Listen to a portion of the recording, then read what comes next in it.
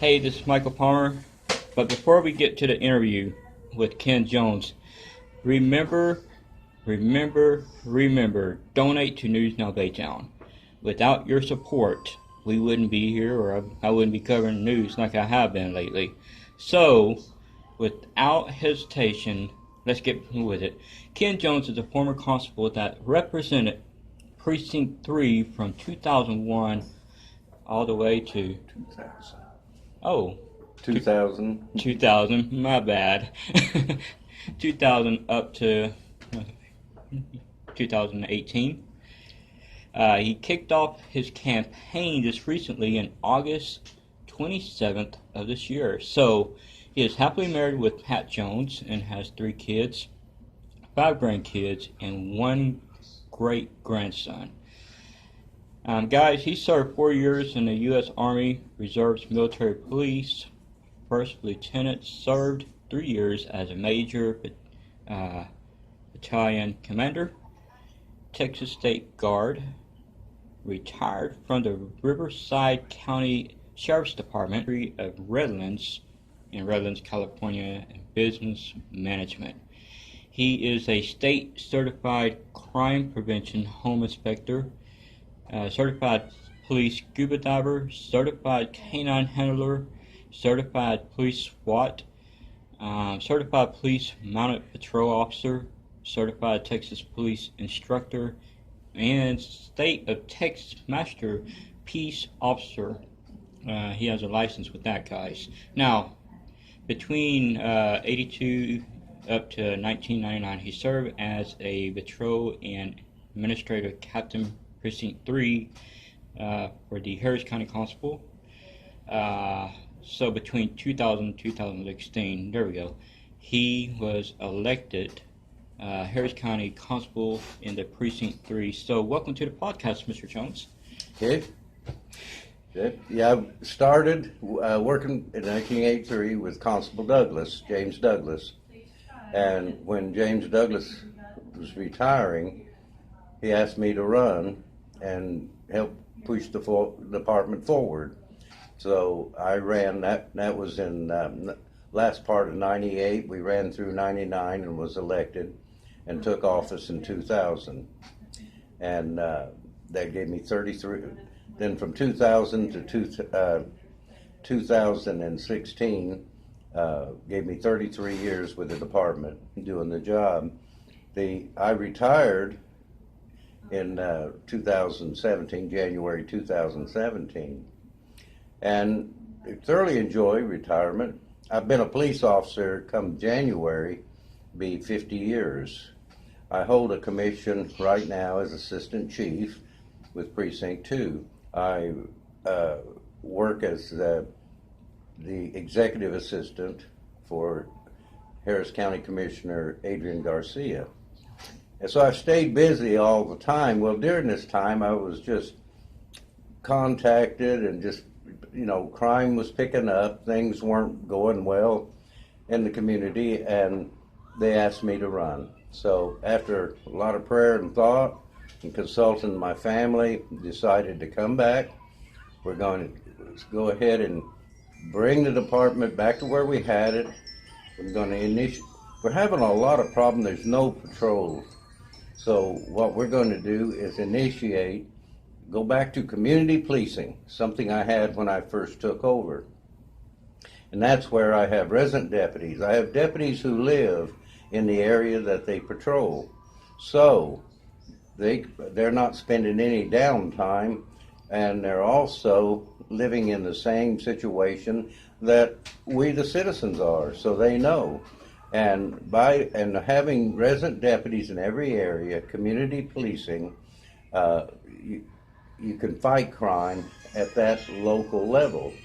It's the old method of what they used to call the policeman on the beat. Yeah. And because that is his beat, his area, where he lives in his community. And we hope to tackle crime in 3 ways.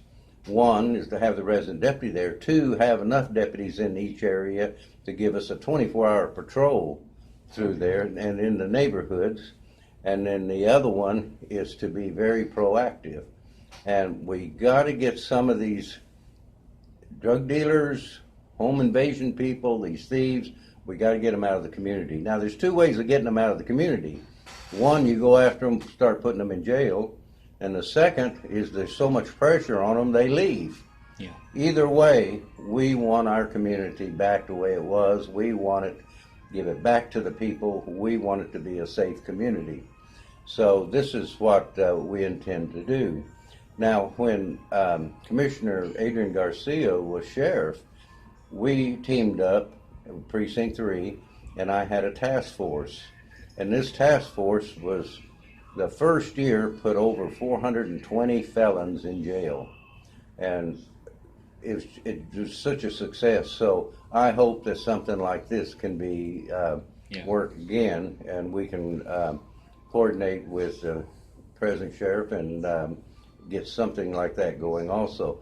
You have to be active, proactive. You have to know where your people at, what they're doing, and where your crime's at.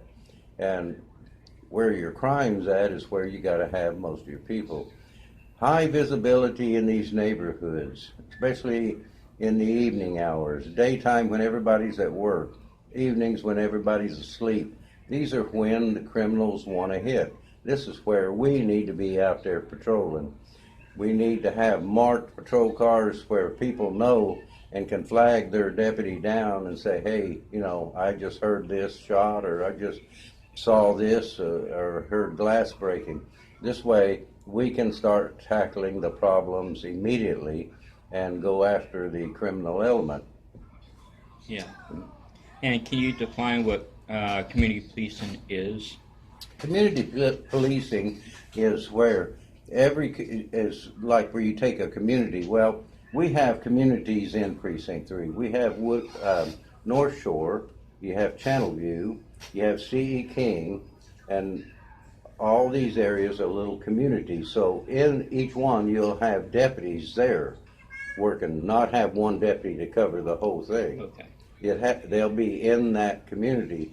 Then as we come over towards Baytown, then we got Highlands, Lynchburg, Crosby, and Barrett and Huffman. So we would have that same program all through our precinct, and it would be supervised by talented supervisors that can keep an eye on it. And then my job will be to monitor the crime rate and see where we're least effective and we need to do more, or vice versa. So by working hand in glove with my supervisors and the patrolmen out there, we can take a big bite out of crime. We can go after them, and we will go after them. I've worked for the third largest sheriff department in the state of California. I was retired as an investigator. I know what it takes to get the criminal element out, and it's either arresting them or putting so much pressure that they want to go somewhere else. And we are going to go back to the way we used to do it when I was there, and we had the resident deputy program. Then we also had what we called our hotspot patrol, which is basically 2 to 3 units that roam, and where there's certain activity going on, then they're going to be backing up and augmenting the resident deputy in that area. So you have more and more visibility. Now, this comes at a price. Of course, you have to have enough deputies, but the one thing that you do is only have essential personnel at the top. Yeah. And the rest of them are going to be out in the street in a marked patrol car, and they're going to be working. We're not so much worried about going after guys smoking a marijuana cigarette. We're going after the ones that are home invasions, carjacking, breaking in our homes. They're burglarizing our houses and our vehicles when we sleep at night. We're going after that. So we'll have marked cars. We're not going to be, we want the criminal to know we're there, and we want the criminals to learn that, hey, you are out there doing criminal activity, we're going after you. we're zeroing in on them. We want to be high visibility so the citizens see us and they know. And we want the citizens to interact with our deputies. That's what one of the main purpose for the resident deputy is they can go and visit with the deputy, flag him down, give him information. The deputy takes this information, and then it's all compiled. Without the citizens letting us know exactly what's going on in their community, we wouldn't be able to be as effective because we wouldn't have that knowledge. I was just talking to a couple over in Channelview this morning, and they said, well, would we have access to calling and not a hotline where it's cold, where we can just sit down and talk to someone and give information and be anonymous. Of course, we have tips for that too, where you can call in. But yes, I'm going to have my Citizens Advisory Board, which I had when I was in there. I'm going to reactivate that, where citizens give us feedback what we're doing or how we're doing. And if they can come up with ideas that would help us, then we automatically will implement them. And we want to be very effective. I live in this community. You know, I have grandkids and children in this community, and I want it as safe as we can get it. And I really believe by going back to community policing, go back to the resident deputy type program, then we can get this done and be more effective. Okay, that's a good one. Thank you for that. What first made you think about becoming a police officer when you first started? When I first started? Yeah. Well, when I was 18 years old, I joined the Air Force. I did 4 years in the United States Air Force. Well, I came out, my dad was a police officer, my uncle was a police officer, and my grandfather was a police officer. So I thought I think that's what I want to do, because I was around it all my life. And so I joined the local PD.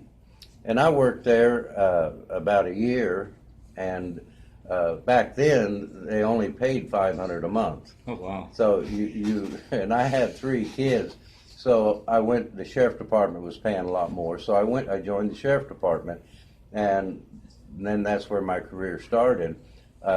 I knew to be effective as an administrator, I had to have certain qualities or skills, and those were one, education. So I went and got my working and going to college. I got my associate's degree in police science. Then after I got that, I went, while still working, I was working nights and going to school during the day. I went to University of Redlands and got my my bachelor's degree in business management, which has really helped me as an administrator because of budgets, understanding different situations, scenarios, and putting them together. So that it all kind of just fell in to be a police officer. I guess, I survived, like I said, in January it'd be 50 years. I've survived on the streets. I've been a canine handler, a scuba diver, and SWAT team, and the good Lord's been with me all the way. So I think that's what it was meant to be, or I probably wouldn't be here today. Yeah.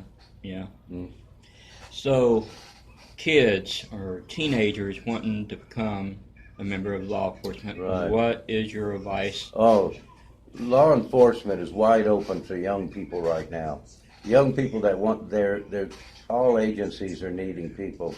And what I would recommend, there's 3 levels of law enforcement. There's your state level, that's your DPS, your game wardens, and criminal investigations and what. And then there's the federal.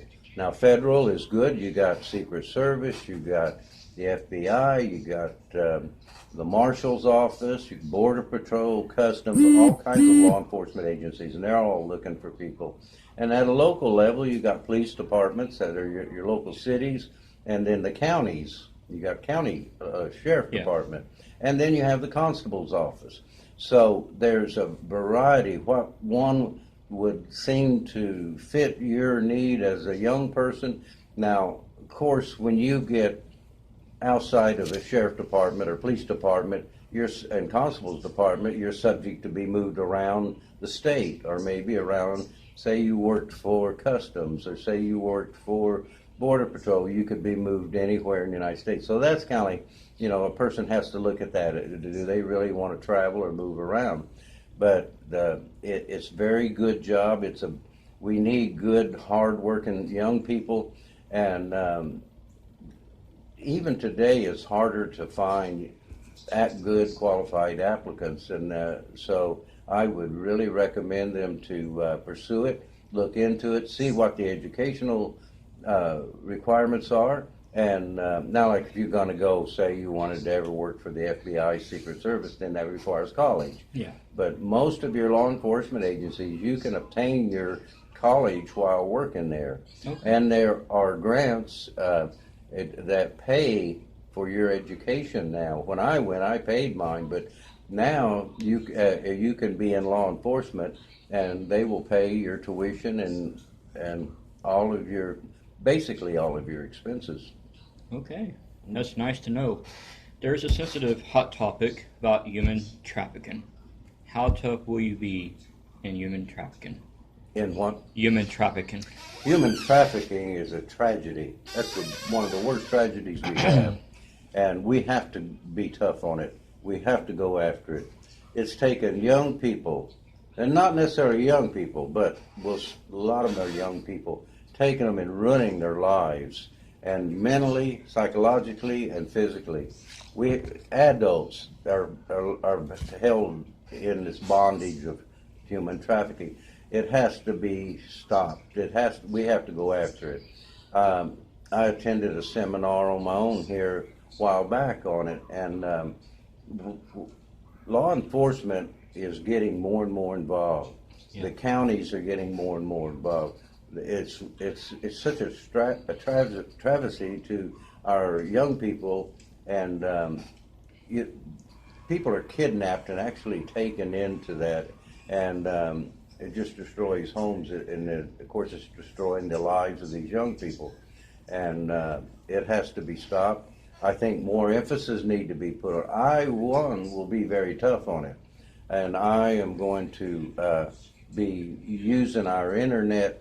There's Precinct 4, Precinct 1 Constable's Office has a very elaborate internet system for tracking stuff, and I would intend to rely on them on some of it and eventually develop something where we can reach out and try to apprehend these people, because it's not a little thing, it's a big thing, and it's like a syndicate, and it's all over. Yeah. And it's getting worse every day. Just recently I saw on the tabloids, I call it the news, No. there was some issues about human trafficking here in Houston. We're not so bad in Baytown. Baytown is very low, but when it comes to over there in Houston, I mean, I always see something on the news and it's bad, and I wish we can push forward and The human trafficking, the trafficker, the kingpins, they get money they make fortune off of these young people. People are kidnapped. And to give you an example how a lot of them are brought over smuggled out of Mexico and brought over and held basically as sex slaves. They're held, and if they can get them hooked on drugs, then they become even more dependent on the traffickers. And they just destroy people. They destroy the young people. And we got to go after the people that are doing it. They're actually catering to their service, because that's wrong, and because they're not a machine, they're human beings. God created all of us, and all of us the same, and everybody hurts, and everybody cries, and everybody bleeds, and these people are victims of it. So yes, I would be very intense on that. We have a lot of truck stops in our area, even in your precinct that you're running for. Drugs are very bad in Harris County. How tough going to be in drug trafficking? When I was constable 3 years ago, we had drug dog. We had the number one drug dog in the state of Texas in competition, and we went after him. We went after the mule that was hauling the drugs on the roads, and the large quantities. And at the truck stops, it's a very prostitution and drugs Yeah. is, and again, your sex trafficking is very prominent there. Prominent there. What we would have to do and will do is through our patrol, through our using our drug dogs and everything, is be present where they're going to have to. They won't be able to operate under the cover of darkness. They're going to be seen because we're going to be watching, and we're going to be arresting and filing charges when we can. Alrighty.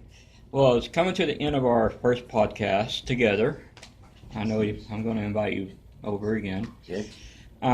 Is there anything that you want to say at the conclusion of this podcast, just to tell the criminals, hey, we're coming after you, get ready, and of course, are you ready to win this election? Yes, very much so. I'm very active now in it, and we're what we want to do is go back. We want to build the department back. Right now, the constable there has less men than I did. Oh, wow. His budget hadn't increased. He hadn't. You have in law enforcement. You never stand still. You're either going forward or you're going back. Yeah. So there's no such thing as just being stationary. So we want to pick it up and build it up. We want more people. And the way you get more people and more money in your budget is by justifying it and sitting down with the department budget people and explaining and showing them the needs, and be able to have a flow chart where you can, either through standard deviations or whatever, show them, here we are now, here's where we should be, here's where we can be, but we need this to get there, either in manpower or dollars. So you have to be able to articulate everything you need. And always, our budget increased. When I left the department 3 years ago, I had $1 million surplus in there. Never went over budget, never. Wow. I stayed within budget. Whatever they gave me, I stayed in budget. And I even was able to save and put back what I called my rainy day fund, $1 million. Back in 2008, Harris County couldn't afford. The budget went to heck, so they said we had to lay off. They told me I had to lay off $2.4 million worth of people. My people didn't cause that problem. They are out there working. I'm not firing 6 or 8, 10 people just because of that. So what I did, I sat down and I came up with a formula, what I needed to do with the budget they gave me. So I cut the pay of my top staff. I then put the rest of the staff and some of the deputy on 32 hours a week instead of 40. It protected their insurance. They still got their insurance, and they still had their retirement. They just cut their pay. And then I had 3 officers that could retire, so they retired. I didn't have to cut my clerk's pay. And then I allowed my deputies, when they were off, to work an extra jobs to make up the money. I was the only constable, I was the only elected official in Harris County that didn't let people go during that time. We rode it out to the end, and then when the good times came, everybody's pay and everything went back up. So this is how you have to be fluid as an administrator. You have to understand the budgeting process. You have to understand there are ways to get things done, sometimes with less money. So the people still had the deputies out there, and we didn't lose anyone. So I was out of all the elected officials in Harris County and all the other agencies, I was the only one that kept everybody. Wow. Mm-hmm. Congratulations on that. That's a big one. I'm very proud of that. Wow. All right, that's the end for this broadcast. Thank you for coming in today, Mr. Jones. Thank you for having me, and I really appreciate it. All righty. And again, y'all, if you support this News Now Baytown outlet, remember, donate what you can so we can keep it alive to, provide what we need to provide to you. Even government transparency, that's a big one and a big issue. We're having good times with that. Also, we can bring in more individuals like the Honorable Ken Jones. We can bring him in, and y'all can hear them talk, and y'all pay me to question them. Anyways, God bless you, and may God bless the United States of America.